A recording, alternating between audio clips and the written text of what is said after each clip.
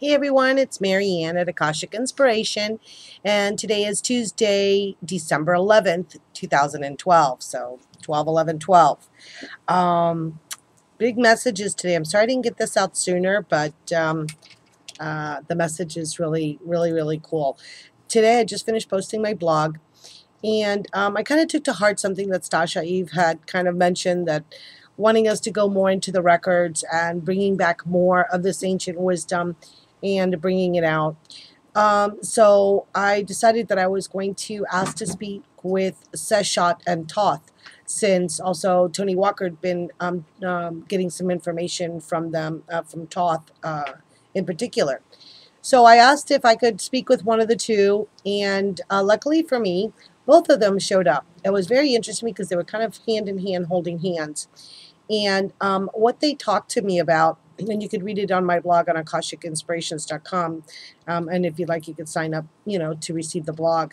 It says that they're bound together as leaves of a book. I thought that was interesting. So I've written it exactly as they've said it. That the writer and the teacher, if not imparted to others, is stagnant or dies. The energy of sharing and teaching is what allows for things to continue living long after the creator is gone. The energy with which it was created carries it forward, and even though it may become dormant, and the life pulses as others find the words and speak and teach them once more. The energy of two, the teacher and writer, is exponential. The two alone mean nothing, but the two together create quantum leaps in energy levels and in manifestation. As a volcano which lies dormant until the earth quakes and stirs the depth of the volcano into eruption. Our message to you is to share your knowledge and understanding with others so that the ascension process erupts into a glorious blaze of pure energy, transforming all it touches. So pretty clear that basically the two energies, which are perhaps the writer or the teacher alone, standing alone, has its own energy, but that they together exponentially create this eruption. And that's what they were talking about, is that they want us to erupt into ascension. They want us to go forth blazing. They want this to be as we join together and we're sharing our information, sharing our knowledge. So many light workers that are doing that now. We are creating the impetus for this energy to come together and just be on like a nuclear fusion, just an explosion of energies. And they just want us to have all of this great transformational energy of love. And so that was their message. So today what I decided to do was I actually pulled cards I pulled one card from the Ascended Masters by Doreen Virtue. And then I pulled a cross spread of the Thoth Tarot. So I will be reading a couple things from the book because these cards are so intricate and have so many symbolisms in them that I want to make sure that you get the understanding, because it's really a beautiful message and really similar to Tony's blog today, as a matter of fact. All right, so let's start. The card that came out as the Ascended Master is King Solomon. And as you see above his crown chakra is the tetrahedron. And what I'm really drawn to is the purple that we see in his cloak that is flowing from his shoulders and that is surrounding the tetrahedron. This crown chakra, high level, enlightened energies of illumination and wisdom, and the everything that's intuitive in process. And the card is priorities, so it's talking about that you need to devote your time to your priorities, to make time for those things, those projects that you've been wanting to work on, but you always like put it off, or something happens, or somebody talks to you. No, you need to make the time to feel the elation that you will feel by doing the project that you have been inspired to do, and by investing your time into yourself. And as we go to the first card is here in the center, and it is the Ace of Cups. Look at the explosion of energy. This is what I was talking about, this burst that just goes out in all directions. And what the cup is symbolizing is the emotional balance that you need to nurture and comfort and heal yourself, um, as you would support and nurture others. So it's a balance, emotional, complete emotional creativity, trusting in your heart center, um, doing it through the energy of love and wisdom. And here you have these rainbow colors. I don't know if you can see them, the rainbow colors, which of course means that the divine is in play. The divine has a hand in this, and you see this white light just beaming um, out of this cup into creation. And it says that you're going to have emotional integrity, equal balance, self-nurturance, and the nurturance of others. We're not going to be able to live anymore just for ourselves, or if you're a giver, for anybody else. It has to be balanced. It has to be a balance. That's why your priorities are important, that you include yourself and others in your priorities, okay? But yourself, you have to be able to allow yourself to be a priority in your own life. So the card that is above it is the Ten of Cups. So here we go from the Ace of Cups, the beginning, to the completion in the Ten of Cups, which is the emotional contentment, satisfaction, but that it comes from within and radiates outward. So it's not looking to outside things to make you happy. It's from you making your priorities important to you, to using that love that you have and that wisdom that you have will lead you to this spiritual and emotional contentment and complete joy and happiness. It says here that let's see. It says the Ten of Cups is different from the Nine of Cups in the extent that the Nine of Cups is happiness, but that can be tangibly pointed to in the external reality. The Ten of Cups is deeper emotional contentment and satisfaction that comes from within and radiates outward the quality of contentment and satisfaction. So you see how all of the cups are kind of pouring the light in and amongst themselves and then down. And this is the symbol of the Kabbalah, the tree of life. So this sacred knowledge, wisdom, contentment is all ours. The base, and this is a really interesting, I had never read this in the book before, but this is the number 8. So of course we're talking about infinity, and I know I always think of Stasha with her number 8. That's her favorite because it imparts infinity.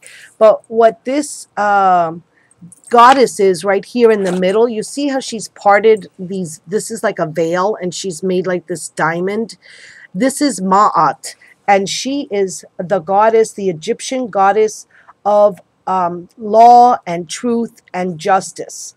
So she's the one that, you know, you would put the feather and the soul and to see if one outweighed the other. And she would have the scales of balance. And here she has the sword, the Ace of Swords, which is the sword of truth. That would cut away from all illusions and all lies to be able to see what the truth is all about. And I want to read what the circles. The circles are symbols represented formulated ideas or thought. This is the integrating, balancing, and synthesizing mind, which is often expressed through writing, research, and design. So, and of course, Ma'at, which I now just found out today, is the sister to Seshat. So that totally makes sense when the writing is concerned, and Seshat, how she came through with us today. So a complete balance, that is our foundation. That's our physical. We're going to have that complete balance. Now, what's taking us now into the future days that we're coming into is the Knight of Swords. Now, the Knight of Swords is actually what in the traditional tarot is the King of Swords, and he is the master of intentional focused thinking. Now, as you see, it's coming very quickly. He's the master of all the points of the compass. You have north, south, east, and west. They're actually written on his wings that come from the top of his helmet. And he has the three birds here, which are represent, hold on, let me see if I can find it. Sorry. The three bodies, the union of the mind, heart, and action, all in the same direction. So everything's leading us to our goal right now with very focused, concentrated effort. And, by setting our priorities, then we can have this, focused concentration to take us where it is that we want to go. Then, what is crossing and what is taking us over there is the two of coins. Again, the symbol, this is the snake eating its own tail, the symbol of infinity, the yin and yangs, the light and the dark.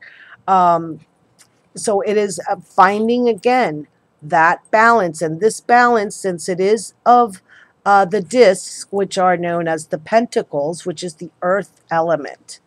And it talks about how it's rebalancing ourselves.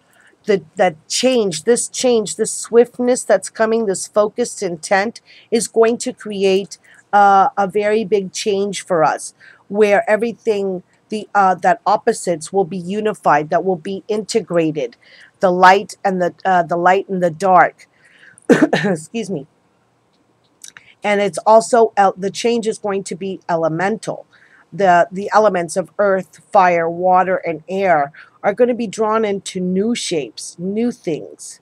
So it's also it's for the purpose of expanding our awareness. And the card that lies before us, beautiful card, the Six of Wands with victory. How gorgeous is that? I'll read a little bit about, because it's very interesting. Here you have the two, I believe these are the two lotus flowers. Hold on, I'm going to check this out. And you have the Eye of Horus over here. And then you have, what are these two? Hold on, I'm going to see this here. Let me see what it says. It says that the valor, this is the valor card. It is the courage to stay by what you value, not to compromise or settle. Oh, that's the 7. Never mind. No wonder it wasn't making sense. Oops, sorry. Victory, so sorry. It's a win-win. We have ibis heads, which the ibis head is the symbol of Thoth.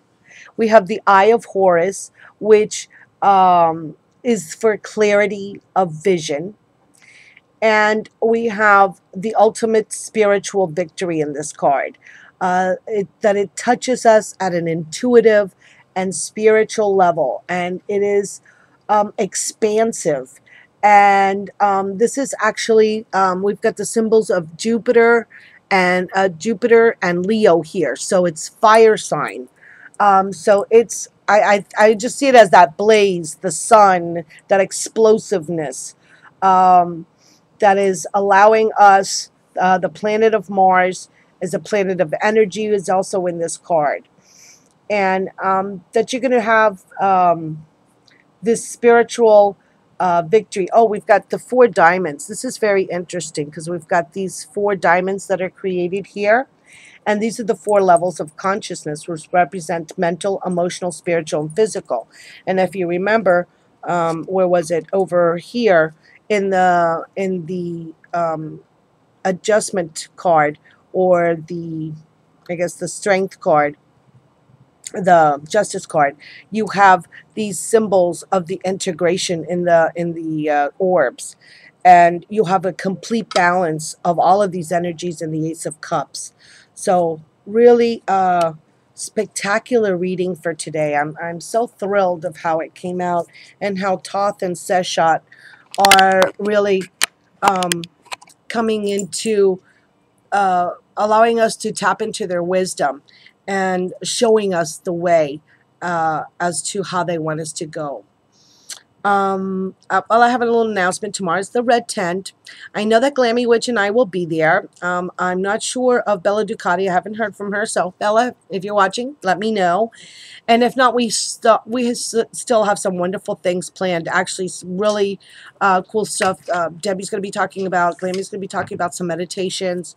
I'm going to talk about some of the things that we can do for the 21st of December. December 13th is the new moon, so new projects, new things coming into play.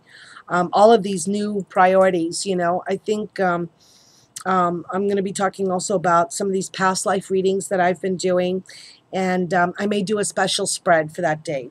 I'm also going to delay announcing. I'm not going to announce a winner today because I will pick two tomorrow during the red tent. So that'll be a special surprise. So I hope you'll be able to join us. It's tomorrow at 11 a.m. Eastern Standard Time on my channel. And I hope you've enjoyed this reading and the readings that I've done over the past few days. They've been really remarkable readings. I've heard from some of the past life people, the readings of the past lives that I've done. And for some of them, it was just an amazing eye-opener. So I'm so happy that they have received that. And I look forward to interacting with you tomorrow. And I send you many blessings today. Light and love. Namaste.